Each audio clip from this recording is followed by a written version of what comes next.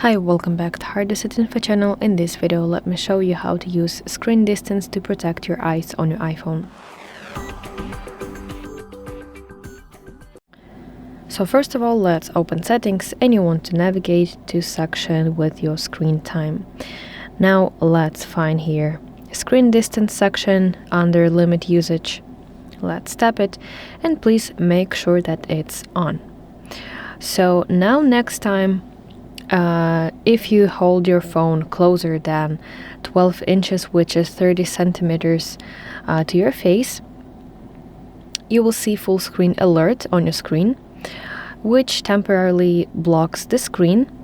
And in order to remove this full screen alert, all you're gonna do is move your iPhone to distance of 12 inches or 30 centimeters or even more. And once you move, you will see continue button on your screen, which will allow you to resume usage of your iPhone.